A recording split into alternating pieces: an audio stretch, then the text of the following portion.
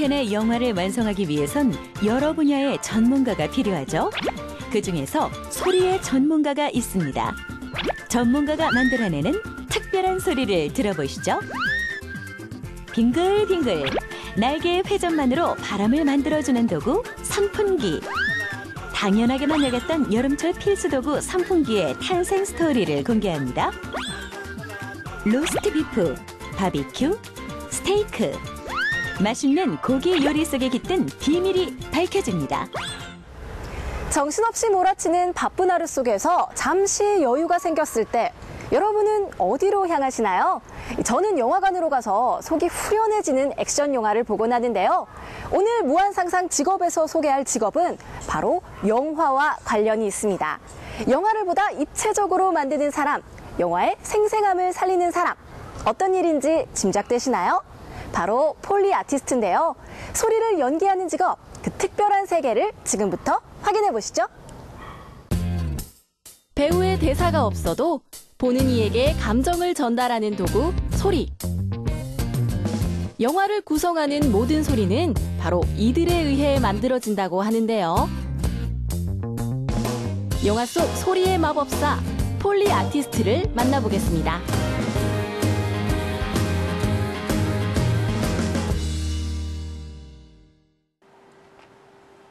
오늘의 주인공을 만나기 위해 한 작업실을 찾았는데요. 소리의 전문가이기 때문에 제 발소리만 듣고도 무지개의 방문을 알아챌 것만 같았습니다. 안녕하세요. 안녕하세요.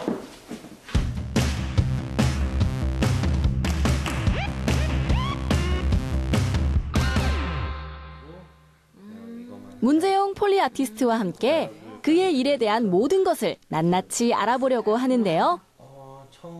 여러분은 폴리 아티스트 하면 어떤 점이 가장 궁금하시나요? 일단 폴리 아티스트라는 직업이 구체적으로 어떤 일을 하는지 짚어봐야겠죠? 제가 알기론 폴리 아티스트의 일이란 영화 속에 나오는 모든 소리를 만들어내는 직업이라고 알고 있는데 맞나요? 일부분은 맞다고 생각을 합니다. 뭐냐면 영화에 들어가 있는 모든 소리들은 폴리 아티스트가 만들 수가 있는 소리고요. 하지만 조금 더 효율적이고 사실적인 소리를 만들기 위해서 장동건 씨의 목소리를 제가 내면 소리는 될 수 있지만 굉장히 어색하겠죠. 그래서 배우분들의 목소리와 공간음과 앰비언스하고 어떤 실제로 녹음되어 있는 이펙트성 소리들을 제외한 영화의 어떤 느낌을 더 전달해 줄 수 있는 부분과 배우분들이 움직이는 소리들, 이런 감정을 줄 수 있는 부분들을 폴리 아티스트가 만들어서 넣고 있습니다. 폴리 아티스트의 폴리는 20세기 초 헐리우드에서 활약한 효과음계의 대부 잭 폴리의 이름에서 비롯된 것인데요. 당시는 무성영화에서 유성영화로 전환되는 시기였기 때문에 잭 폴리의 작업 방법은 현대 영화 음향 시스템의 기반이 되었다고 합니다. 영화 제작 현장을 살펴보면 마이크가 여러 대 설치되어 배우의 목소리를 담는데요. 마이크로는 배우의 대사 외에 주변 현장음을 잡아내기 힘들다고 합니다. 따라서 후반 작업으로 그 모든 소리를 되살려 영상에 입혀야 하는데요.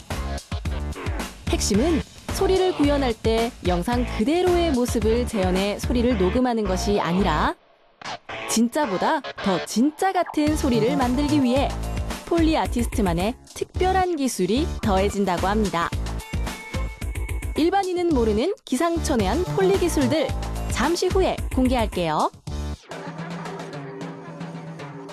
이 폴리 아티스트가 되기 위해서 지금까지 거쳐오신 과정이 궁금하거든요. 일단 저는 고등학교 때 특별한 꿈이 없었어요. 그러니까 하고 싶은 게 없어서 공부만 하라고 하는 소리를 듣고 많이 흥미를 못 가지다가 대학을 가야 되겠다는 생각도 안 들었고, 그래서 전혀 다른 일들, 내가 좋아하고 재밌을 것 같은 일들을 찾아 나섰고요. 그때 갔었던 게 놀이동산에 있는 영화를 틀어주는 그런 일이 있었어요. 그래가지고서 그곳에서 극장에서 필름을 돌리면서 영화 시사처럼 이렇게 상영을 했고요. 그래서 영화과를 가게 됐고요. 그래서 영화과에서 내가 하고 싶어 하는 것들, 영화에 대해서 공부하면서 영화에 보면 감독과 촬영, 조명, 뭐 편집, 음향 여러 파트가 있는데 그 파트들을 전부 다 경험을 하게 됐고요. 그러면서 나한테 더 재미를 느끼게 하는 것이 무엇일까 계속 고민을 하게 됐고, 그때 느낀 게 사운드가 가장 눈에 보이지 않고 그 보이지 않는 것들로 사람들에게 전달할 수 있는 메시지를 주는 것들이 재미가 느껴져서 그 길을 택하게 됐습니다. 이 폴리 아티스트라는 직업, 어떤 성향을 가진 사람에게 어울릴까요? 음악을 좋아하시는 분들은 리듬감이 좋아서 타격감이나 리듬 있게 어떤 뭐 권투 영화에서 어떤 때리는 타격음을 뭐 자연스럽게 낸다거나 여러 가지 그런 소리들을 낼 수가 있고요. 그리고 영화를 많이 좋아하시고 스토리나 이야기들을 잘 공부하시는 분들은 전체적인 영화 흐름을 파악을 해서 어떤 소리가 이 영화의 이 장면에 들어가는 게 좋을지를 생각을 해서 적절한 소리들을 찾아내는 능력이 좀 탁월하신 것 같아요. 그런 분들은 멜로 영화 같은 거 굉장히 잘 하시거든요. 그래서 폴리 아티스트를 꿈꾸시는 분이 계시다면 내가 무엇을 좋아하는지, 그래서 내가 좋아하는 것들을 잘 활용할 수 있는 그런 폴리 아티스트가 될 수 있기 때문에 어떠한 분들이라도 영화를 좋아하시는 분이라면 누구나 가능하신 것 같습니다. 문재용 폴리 아티스트의 이야기를 듣다 보니 어떻게 소리를 만들어내는지 정말 궁금했는데요. 고무장갑, 군복, 빗자루, 그리고 플라스틱 통 등장. 이제 귀를 잘 기울여 보세요.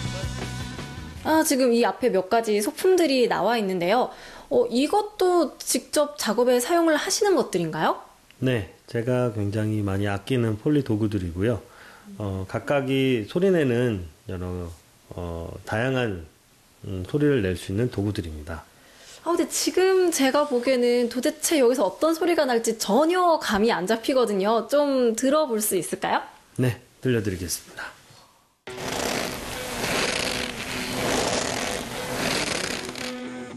자, 고무장갑에서 나는 소리의 정체는?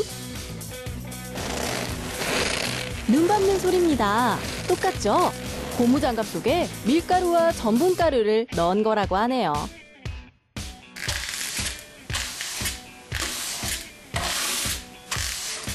빗자루와 물통을 동시에 사용하며 내는 이 소리는 분무기로 물 뿌리는 소리, 정말 절묘합니다.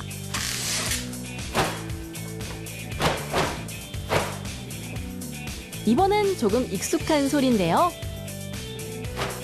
멋진 격투 장면에서 빠질 수 없는 효과음, 군복으로 이런 소리를 내다니 정말 깜짝 놀랐습니다. 질기고 단단한 소재의 군복은 꽤 다양한 소리를 낸다고 하는데요. 이번엔 먼저 영상을 보고 군복을 이용해 어떻게 소리를 구현해내는지 상상해보세요. 비둘기가 날아오르는 모습이죠. 이 효과음은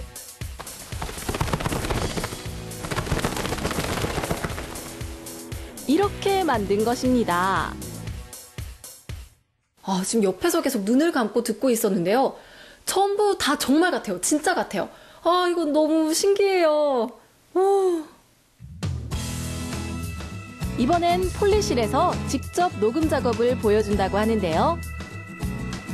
문재용 폴리 아티스트가 준비한 재료는 케첩과 물에 적신 휴지. 이 재료들이 만들어낼 소리를 영화 속에서 확인해 볼까요?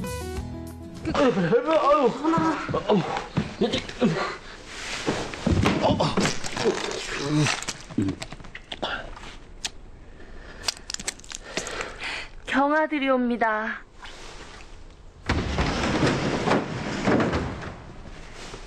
경아들이 옵니다. 폴리 아티스트가 소리를 입힌 부분이 어떤 장면인지 아셨나요? 네, 맞습니다. 용변 볼 때 나는 소리를 구현한 것인데요. 이렇게 영화 속 캐릭터의 상황을 대사가 아닌 소리로만 나타내야 하는 장면은 폴리 아티스트의 창의적인 기술이 필요하다고 합니다.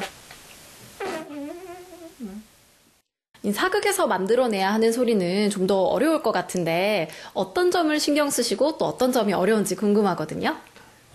사극에서는 일단 현대적인 소리가 들어가면 안 되기 때문에 철저하게 그러한 소리를 배제해야 되고요. 그리고 또한 지금 현대물보다 훨씬 더 앰비언스 공간음이 굉장히 조용하기 때문에 어떻게 하면 작은 소리를 디테일하게 잘 표현할지 또 잘 들리기 때문에 어떻게 표현할지 굉장히 고민되는 그런 것들이 있습니다. 영화의 전체적인 분위기는 시대의 상황과 분위기에 따라 좌우된다고 할 수 있는데요. 각 시대별로 분위기를 나타내는 소리가 다르다고 합니다.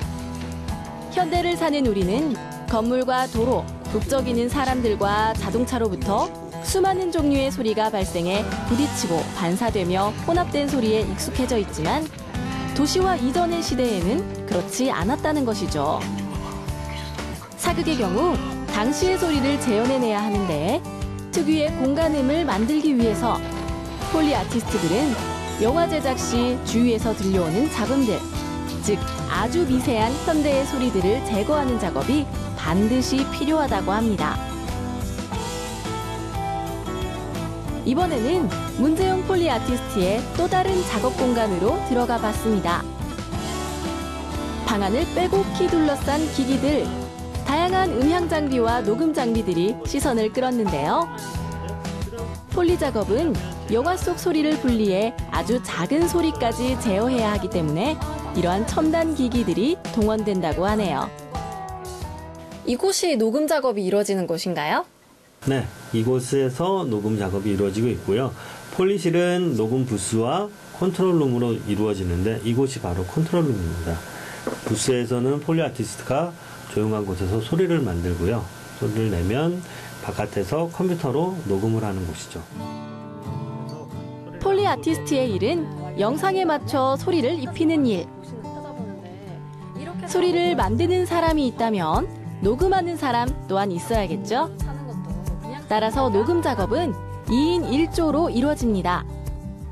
소리를 만들어내는 안쪽 방을 폴리실, 영상을 보며 구현된 소리를 녹음하는 방을 컨트롤룸이라고 하는데요.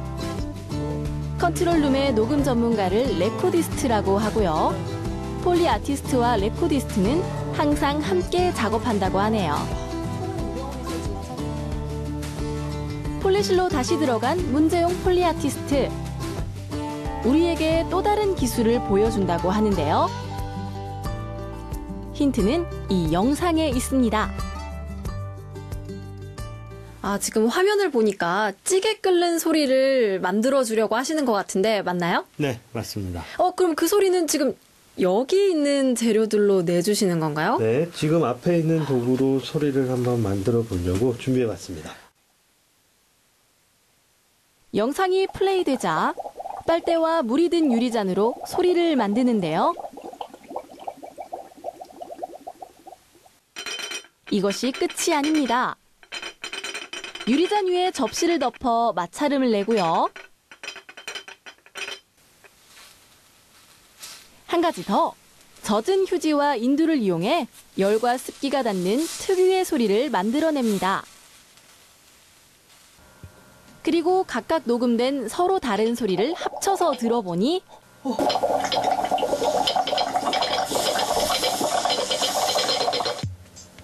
찌개가 끓다가 넘치는 소리가 완성됐습니다.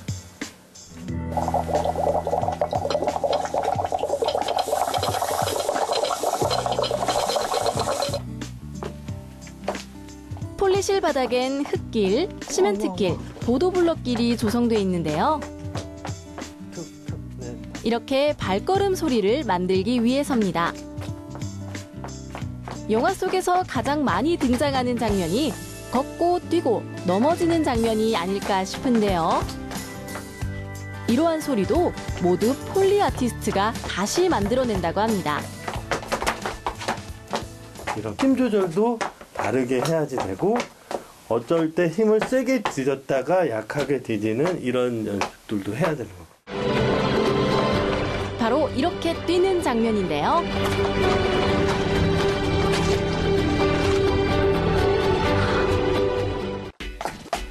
전문가의 조언을 듣고 몇 번의 연습 끝에 타이밍을 살짝 익혔더니 왠지 모를 자신감이 생기더라고요. 제가 직접 폴리 아티스트의 일에 도전해 보려고 하는데요. 발자국 소리를 한번 해보겠습니다. 도전! 명지 씨, 네. 그림을 보시고 그림에 있는 발이 몇 발인지를 잘 보시고요. 그리고 앞부분은 굉장히 코너를 돌아오면서 센 발인 것 같고요. 클로즈업이고요. 그리고 그 다음부터는 약간 속도가 빨라지고 그러면서 다리 뒷굽이, 구두의 뒷굽이 나가는 것까지 리듬을 한번 보신 다음에 네. 그러면 한번 가보겠습니다. 네. 네. 첫 번째 폴리 녹음 시도. 결과는요.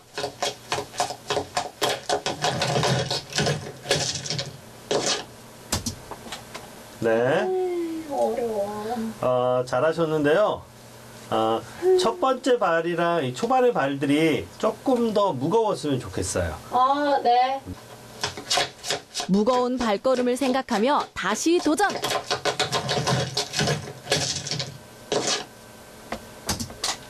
네. 잘하셨습니다. 단 2번 만에 오케이 사인을 받았습니다. 녹음된 발걸음 소리를 영상에 입힌 다음 완성된 소리를 들어볼까요? 이 영상 속 발걸음 소리가 바로 제가 만들어낸 것인데요. 소질이 보이지 않나요? 와, 이 소리를 연기한다는 말을 조금 느낄 수 있었는데요. 아, 정말 어렵습니다. 그냥 발자국 소리인데도 이게 숙련된 경험 없이는 진짜 힘든 것 같아요. 문재용 폴리 아티스트와 함께한 하루. 소리를 연기하고 소리를 감각적으로 창조해내는 일을 잠시나마 느낄 수 있었던 시간이었는데요. 세상에 쉬운 일은 하나도 없지만 폴리 아티스트라는 이름을 갖기 위해선 조금 더 예민한 청각과 도구에 대한 감각, 그리고 창의적인 사고가 필요하다는 것을 알 수 있었습니다. 폴리라고 하는 소리를 만드는 이런 생소한 직업을 하고 있는데요. 제가 너무나 좋아해서 시작하게 됐고 배우고 공부하게 됐는데 여러분들도 여러분들이 좋아하는 꿈을 향해서 열심히 가다 보면 좋은 여러분들이 원하는 일들을 꼭 할 수 있다 생각을 합니다. 혹시나 소리에 대해서 관심이 있고 조금 더 고민하고 싶으신 분들은 꼭 폴리 아티스트에 대해서 꿈을 가져보시기 바랍니다. 우리는 하루 동안 수많은 소리를 듣습니다. 그중에서 목소리를 제외해 본다면 어떤 소리가 우리의 귀를 통해 들려올까요? 가끔은 내 주위의 소리에 가만히 귀를 기울여 보세요. 우리가 몰랐던 새로운 세상을 느낄 수 있을 것입니다.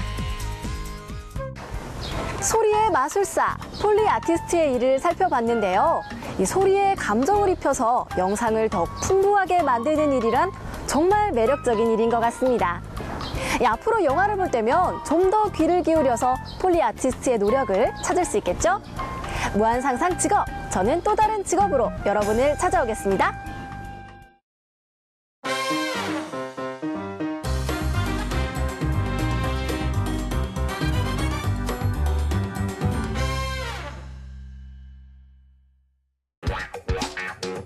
여름을 시원하게 나기 위한 필수 도구. 빙글빙글 돌아가는 날개의 회전력으로 바람을 만들어내는 선풍기입니다. 날개의 회전수에 따라 바람의 강도가 달라지는 원리가 숨어 있죠. 그렇다면 선풍기는 어떻게 만들어질까요? 우리 생활 속 당연하게만 여겼던 물건들의 재미있는 탄생 스토리, 지금 시작합니다.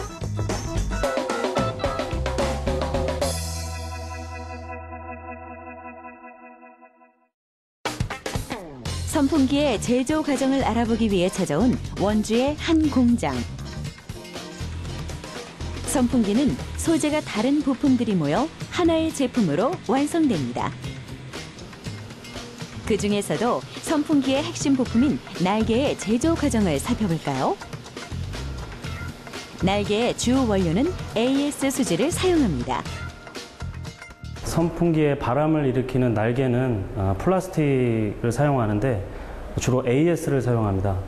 AS는 가전제품에 많이 사용하게 되는데 특징은 가볍고 투명하기 때문에 선풍기 날개용으로 많이 사용합니다. 내열성, 내화학성, 광택성이 우수한 소재. AS 수지는 특히 투명도가 뛰어나 외관의 깨끗함을 강조할 수 있는데요. 열에 대한 반응이 안정적이어서 냉장고의 채소 보관 서랍, 선풍기의 날개 등 가정용품 가공에 쓰이고 있습니다. 선풍기 날개 디자인 특성에 따라 투명도를 결정한 다음 원료가 흡수한 수분을 완전히 건조하는데요. 공기 중의 수분을 그대로 흡수하면 플라스틱의 물성이 약해지고 제품 가공 시 공기 방울이 발생할 수 있어 고온에서 충분히 건조합니다. 선풍기 제조의 첫 번째 공정은 날개 사출 과정. 원료를 가열하고 날개 형태로 제작하는 단계입니다. 제품의 크기에 따라 서로 다른 모양의 날개를 만드는데요. 선풍기의 기능과 디자인에 맞춰 날개의 수를 다르게 제작합니다. 원하는 모양의 성형틀에 가열한 원료를 천천히 주입하는데요. 원료의 점성과 주입 속도를 조절해 기포가 발생하지 않도록 유의합니다. 선풍기 날개는 바람을 만드는 핵심 부품으로 디자인 설계가 중요합니다. 이 날개 성형틀에 원료를 주입하는 과정은 선풍기의 품질을 결정짓는 단계라고 할 수 있습니다. 휘어지는 곡선의 형태를 꼼꼼하게 확인하고 제작해야 하는데요. 날개의 곡선이 공기를 밀어내고 바람이 넓게 퍼질 수 있도록 돕기 때문입니다. 바람을 만드는 원리는 바로 날개의 회전력. 가만히 멈춰있는 공기가 굴곡진 날개의 회전에 의해 힘을 받게 되는데요. 일정한 힘에 의해 공기가 앞으로 밀려나가면서 운동 에너지가 발생하고 이 에너지가 바로 바람이 되는 것입니다. 선풍기 날개는 개수가 중요한데요. 수가 많고 홀수일수록 바람을 밀어주는 힘이 고르게 분산되어 바람이 새차지 않으며 부드럽게 일어난다고 합니다. 다음은 균형 검사 과정. 날개의 무게 중심과 균형을 검사하는 단계입니다. 선풍기에서 중요한 부분 중에 하나가 팬인데 회전 중에 진동이 발생하는 것이 팬에 언밸런스가 발생했을 경우에 진동이 발생합니다. 그래서 팬을 바란스 머신에 올려서 회전 중에 발생할 수 있는 가벼운 부분과 무거운 부분을 찾아내서 가벼운 부분에 무게 중심을 맞춰서 내보내는 공정이 팬 바란스 공정이 가장 중요한 공정이라고 할 수 있겠습니다. 선풍기가 작동할 때 시끄러운 진동이나 소음이 발생하는 현상, 바로 날개의 불균형 때문인데요. 날개의 두께가 다르거나 한쪽으로 무게가 쏠리면 무거운 쪽에서 마찰이 일어나 흔들림 현상이 일어나고 흔들림이 지속되면 결국 소음이 발생합니다. 균형 검사는 날개를 일정한 속도로 회전시키며 원심력을 통해 무게 중심을 측정하는데요. 무게가 고르지 않고 한쪽으로 치우친 경우 필요한 만큼의 무게를 더해줍니다. 진동과 소음이 심하면 제품의 고장으로 이어질 수 있어 무게 중심이 일정하게 분산되는지 정확히 검사합니다. 곧바로 이어지는 조립 과정. 본격적으로 선풍기를 만드는 단계입니다. 각각 만들어진 부품을 순서대로 조립하는데요. 제품이 작동할 수 있도록 연결하고 기능이 제대로 발휘되는지 검사 과정을 함께 거칩니다. 먼저 스탠드에 바람의 세기를 조절하는 버튼을 조립합니다. 구리선을 감고 모터와 연결될 수 있게 장착하는데요. 구리선이 모터에 얼마나 감겼는지 여부에 따라 바람의 세기가 결정됩니다. 선풍기는 바람의 세기가 일반적으로 미풍, 약풍, 강풍으로 정해져 있습니다. 이 세기를 조절하는 원리는 바로 모터의 회전축. 선풍기 모터의 분해 모습입니다. 선풍기는 전자석의 원리로 작동되는데요.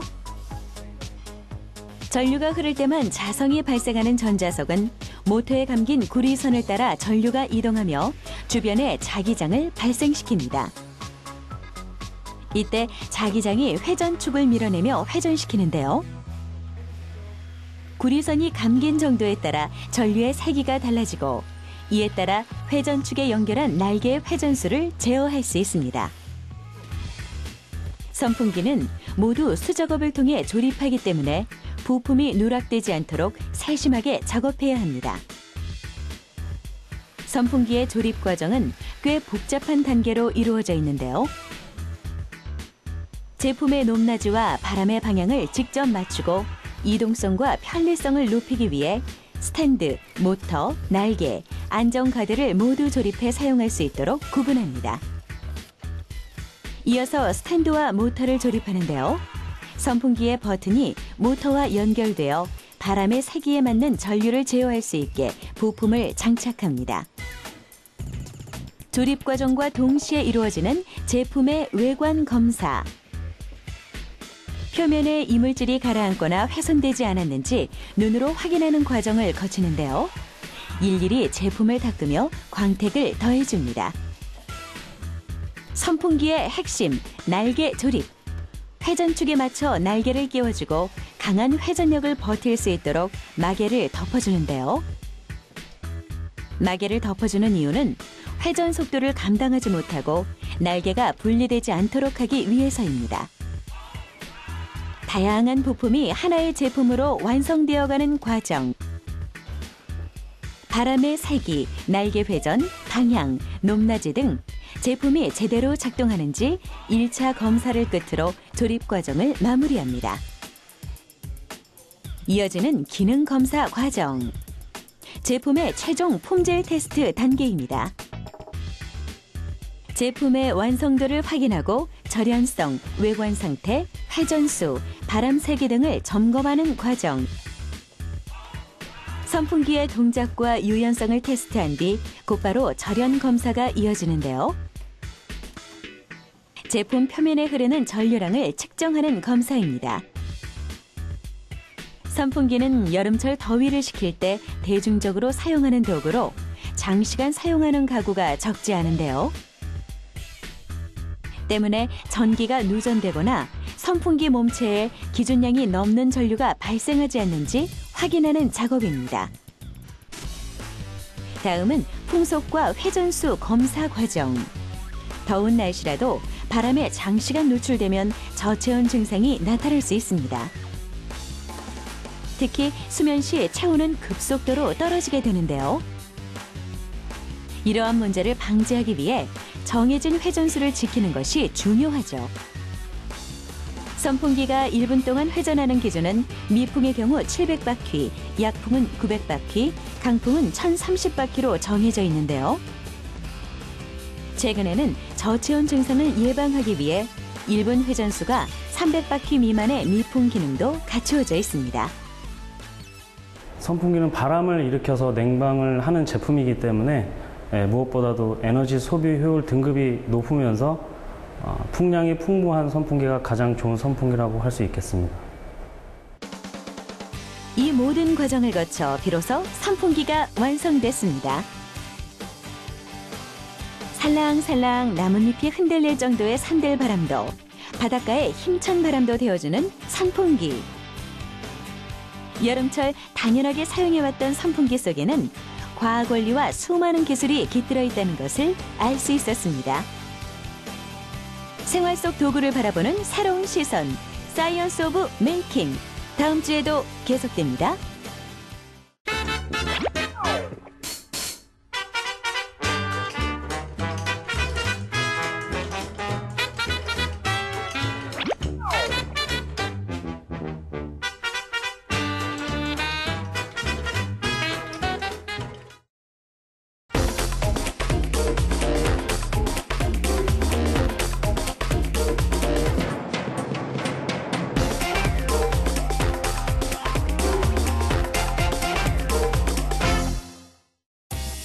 맛보고 뜯고 즐기는 음식, 고기. 조리 과정의 숨은 과학을 알면 고기 맛을 제대로 즐길 수 있다는데요. 오늘 키스티와 함께하는 과학향기에서 눈과 귀 그리고 코와 혀, 오감을 자극하는 고기 맛의 비밀을 알려드립니다.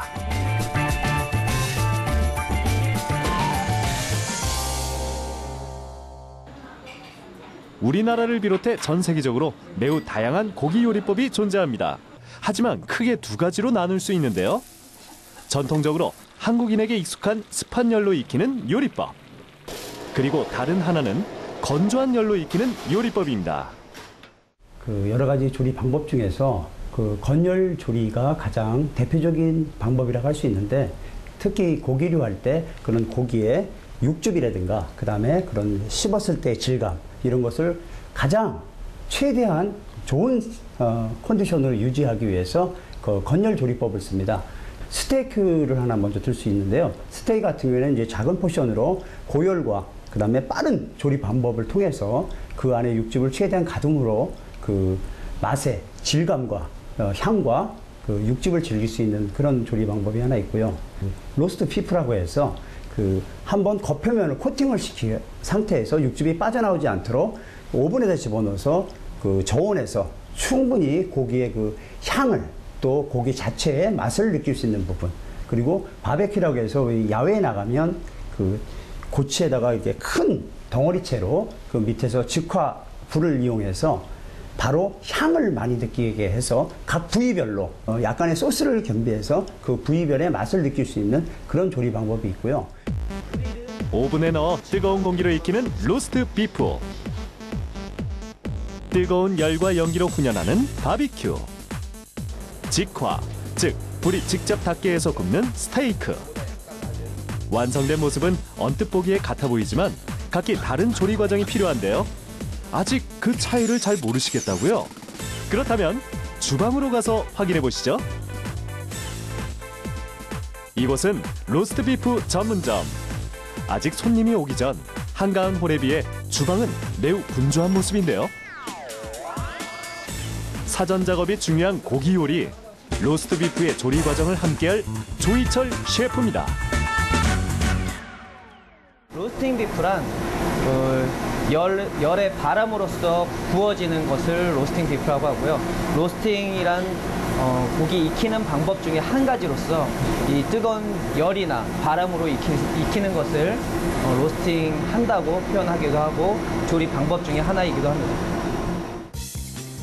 주방에 도착한 고기는 곧바로 조리되는 것이 아니라 3일에서 5일 정도 저온 숙성 과정을 거치는데요. 무려 9kg에 육박하는 이 소갈비살 부위의 고기 덩어리들은 여러 가지 허브와 향신료가 가미된 상태로 저온 숙성 과정을 거치면서 풍미를 더합니다. 이 과정이 끝나면 오븐으로 직행. 섭씨 100도에 약간 못 미치는 온도에서 약 3시간을 익힌 뒤에 섭씨 60도에서 다시 2시간 정도 익혀줍니다. 노릇노릇 알맞게 구워진 소갈비살의 모습인데요. 로스트 비프는 다른 고기 요리에 비해 낮은 온도에서 천천히 익히는 것이 포인트. 그래서 조리 과정에 특별히 신경 써야 할 점이 있다고 합니다. 쿠킹할 때 제일 중요한 포인트는요, 이 내부 온도입니다. 이 내부 온도가 몇 도에 있느냐에 따라서 그 비프의 전체적인 굽기가 달라져요. 그러니까 내부 온도가 저희가 생각하는 115화씨 정도가 됐을 때 제일 저희는 적합하다고 생각하거든요. 115화씨에서 118도 화씨, 118화씨에서 제일 정확한 그 템퍼러처가 되는데요. 그 이유는 뭐냐면 이 정 가운데가 레어, 그리고 미디움 레어, 미디움 웰, 이 웰던, 이 모든 온도가 다 포용이 되어 있는 상태라고 저희가 생각하기 때문에 그 온도를 꼭 지켜서 쿠킹을 한 후 저희가 이제 제일 포커스하고 중점을 주는 것 중에 하나입니다. 고기 조리의 익힘 정도는 크게 5단계로 나눌 수 있는데요. 단면의 3분의 2가 붉은 육질로 잘랐을 때 피가 나오는 레어, 절반 정도가 붉은 육질인 미디움 레어, 레어와 웰던의 중간 단계인 미디움, 미디움보다 살짝 더 익힌 미디움 웰, 그리고 갈색이 될 때까지 익힌 웰던입니다. 고기를 익히는 온도와 시간에 따라 그 차이가 결정된다고 합니다. 이제 완성된 소 갈비살은 실버 카트에 통째로 들어가는데요. 이 카트에도 맛의 비밀이 숨어 있습니다. 첫 번째 비밀은 플레이트에 채워 넣은 물. 이 물이 따뜻하게 데워져 고기의 온도를 유지해주고요. 그리고 두 번째 비밀. 카트 하단의 양초 또한 같은 역할을 한다고 합니다. 갈비살이 카트에 들어가기 바로 직전, 가장자리에 힘줄과 기름을 다듬고 잘라내는 트리밍 작업을 하는데요. 마지막까지 셰프의 세심한 손길을 거쳐야 비로소 맛있는 로스트 비프가 완성된다고 합니다. 장시간에 거쳐 완성된 로스트 비프는 낮은 온도에서 조리했기 때문에 육즙이 상대적으로 덜 빠지고 고기의 풍미는 더해집니다. 알맞게 익혀진 로스트 비프. 테두리는 갈색이고 중앙은 분홍색인 것을 볼 수 있는데요. 고기가 익지 않아서가 아니라 낮은 온도에서 천천히 익히면 이런 색이 나온다고 하네요. 로스트 비프가 수육처럼 부드러운 맛을 낼 수 있는 비결. 불이 직접 닿는 대신 뜨거운 공기로 장시간 저온 조리한 과정에 숨어 있었습니다. 다음으로 찾은 이곳은 바비큐 전문점. 바비큐는 미국에서 시작돼 전 세계적으로 퍼진 고기 요리인데요. 장작 숯불에 통째로 구워 나눠 먹기 때문에 교회에서 캠핑할 때 찾게 되는 대중적인 음식입니다. 이분은 바비큐의 조리 과정을 자세히 소개해줄 장지수 셰프입니다. 바비큐의 정의는요, 훈연을 해서 그 스모크한 향이 고기 안에 입혀져야 되고요. 그다음에 여러 가지 향신료를 이용해서 고기를 시즈닝한 그런 고기를 말한다고 생각합니다. 바비큐 중에서도 가장 대중적인 돼지 등갈비 바비큐 만드는 과정을 볼 건데요. 먼저 고기의 기름을 떼어내고 적당한 크기로 손질하고요. 굽기 전날 미리 럽을 하는데요. 이렇게 밑간을 해두면 고기의 누린내도 없애고 독특한 개성과 풍미를 부여한다고 합니다. 하루 전날 숙성시켜두었던 등갈비는 이 그릴에서 훈연 과정을 거치는데요. 마치 드럼통처럼 생긴 그릴. 그런데 바비큐의 맛과 향을 책임지는 장작 숯불은 어디에도 안 보이는데요.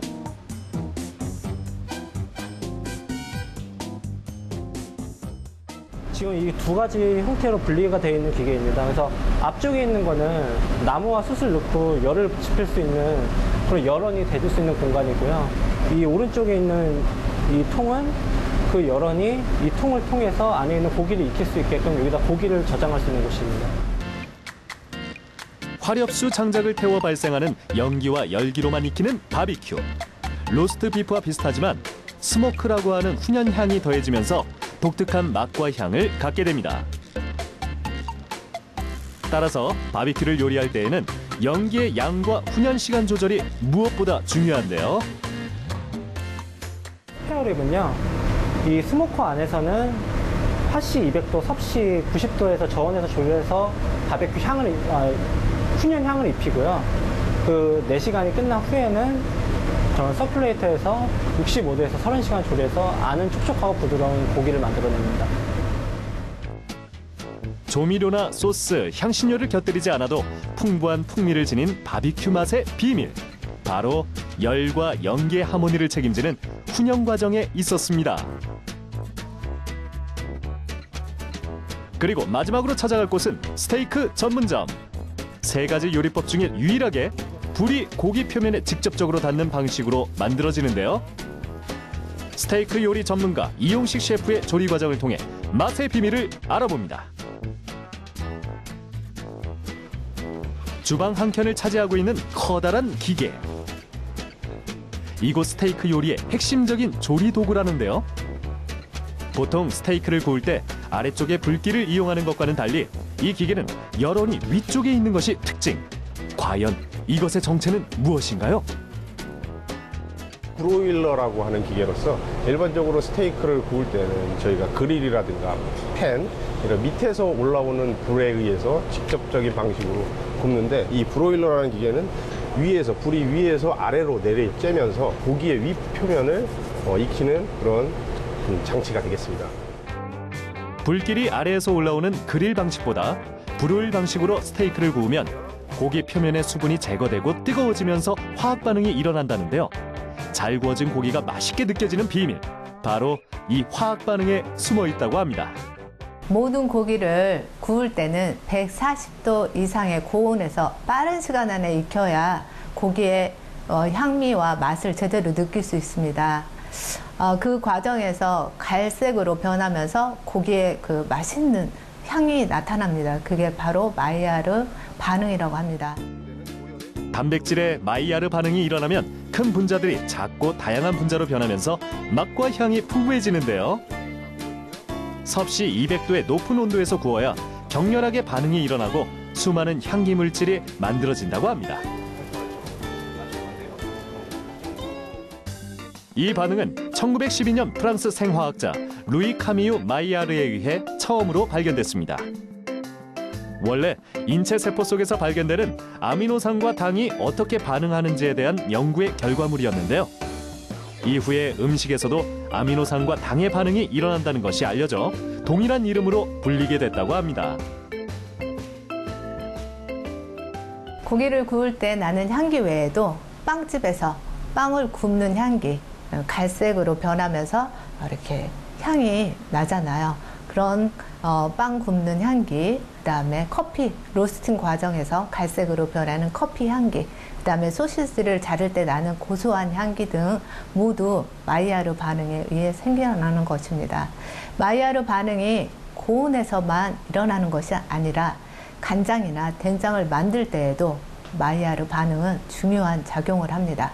이 경우에 실온에서 아주 천천히 반응하기 때문에 장맛이 오래 묵을수록 깊어지는 이유가 바로 이 현상 때문입니다. 마이야르 반응이 활발하게 일어나고 있는 브로일러 기계 안. 탄소와 질소, 산소가 결합하면서 생겨나는 화학적인 결합 물질이 스테이크 특유의 향을 만드는데요. 고기는 원하는 굵기가 되면 브로일러에서 꺼냅니다. 하지만 바로 접시에 담아내지 않고 주방 카운터에 잠시 두는데요. 이 과정이 바로 레스팅. 레스팅을 거치면 고기를 구우면서 표면으로 몰렸던 육즙이 고기 전체로 균일하게 다시 퍼져 퍽퍽하지 않게 된다고 하네요. 그리고 버터를 가열해 만든 브라운드 버터를 발라준 뒤 그릇에 담으면 스테이크 완성! 불맛이 강렬하게 배인 스테이크. 그 맛의 비밀은 직화 과정 속 마이야르 반응에 숨어 있었네요. 로스트 비프, 바비큐, 그리고 스테이크까지 각기 다른 고기 맛의 비밀. 다양한 요리 방법과 그에 따른 화학 반응에 있었다는 사실. 불의 과학으로 탄생된 고기 요리. 여러분도 그 맛의 차이를 느껴보세요. 키스티와 함께하는 과학향기에 정보를 더하다. 과학향기 지식 플러스.